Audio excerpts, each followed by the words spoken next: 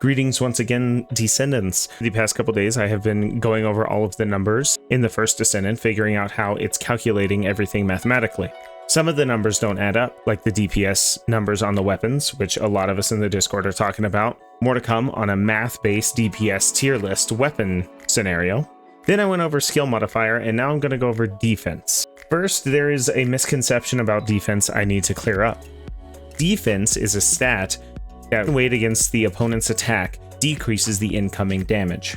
The maximum efficiency for effects that reduce defense is 80%. A lot of people think that this is a soft or hard cap on defense itself. There is no cap on defense. However, there are diminishing returns. The maximum efficiency for effects that reduce defense. This means that if there's a skill or ability or some sort of thing that's reducing yours or an opponent's defense, the maximum efficiency of that skill is 80%. This can be one of two things.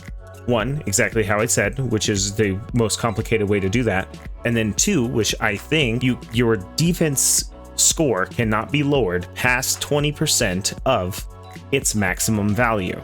That is what I think this sentence means. There is a lot of things inside of the first Descendant that actually decrease your defense and you don't even know about it. Like the little whirlybirds on the Executioner. Their shocking power decreases your defense. Not by that much, but it does decrease them. Then there's resistances. Resistances are a separate entity for damage calculations, which I will go over. So there's a formula somewhere in the game that's calculating how much damage you're going to take from an attack. I'll go over the formula later, but I couldn't really figure the formula out. All I can tell you is that from defense, except for the early numbers up here somewhere, every time you double your defense, you will take 10% less from the attack that you got hit with the last time. I don't want to bore you with several hours of damage testing, but this is how it's going to go. You have an exponential 10% decrease the more times you decrease the enemy's damage. This means that at some point in time, you get incredibly diminishing returns. I have found this number around 40 to 50,000 defense. This is basically the most bang for your buck as far as defense goes. You can go higher, but really, there's no real need to, because around this, to get another 10% decrease, you'd have to get 80 to 100,000 defense, which on a build that's not Ajax or Kyle, not worth it. Now we need to go over elemental resistances. Elemental resistances are subtractive. You do not apply an elemental resistance to your defense to increase the amount of damage that you don't take. All I can tell you is that for defense, the power of defense is going to look like this, and then elemental resistance is going to cap out at something like this. So for the most damage, you'd really want to spin your skill to get around this point, which is about 5 to 7k elemental resistances for the thing that you're fighting, if you care that much.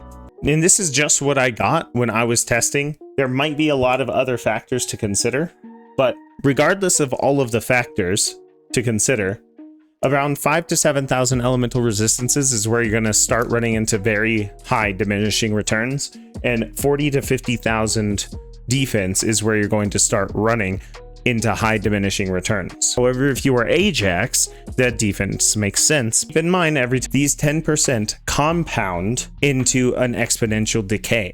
Do not add the 10% together, thinking that you're going to get minus 70% when you get to 50,000. Sorry, that's a little unnecessarily complicated. And this is why I don't like doing defense stats. The upcoming segment is for the math nerds. First, there are two likely formulas to calculate what defense does. We have a power function model, which is going to be damage from the boss equals attack of the boss divided by defense to the power of something that is not a whole number. This is likelihood number 1, and that is going to be simply damage equals attack over defense to the power of something that is not a whole number. This in this model is most likely 0.1. However, I do think it's this one. There is another modifier I cannot account for, then I do not know the monster's attack. This is why I cannot say for certain that it is one of these formulas, although I'm pretty sure it's this one. So there doesn't need to be a cap on defense because it has that exponential decay. This is not my build. This is all for damage testing. All of my damage was against the Executioner and the Pyromancer because I didn't have any external components. I would like to do a bit on polygenic antibody and how useless it is. It's completely useless as soon as you hit the 3rd void intercept on normal mode. I am working on the weapon DPS with some people in my Discord. I'll probably have that in a day or two. As much as I would love to make a comprehensive Valby guide, the ultimate Valby comes out next month, and I don't want to waste all my materials on Valby. Let me know what kind of stuff y'all want to see after the weapon tier list. I wanted to do a Descendant skill maximum damage tier list, but that's too much work. Also, something about Albion, which is funny, I can never find the sun here. Only a moon. For anyone interested in the math making builds, build crafting with other people, or finding live groups to play any of the games that I will be covering content on, Grand Blue First Descendant, Wukong, Monster Hunter, feel free to hop up in my Discord. It's on my home channel. I'm thinking about getting Blair or Kyle next, but they're a real pain to farm. Check out my channel if you like the way I do stuff. Consider subscribing. Peace out. Have a good night.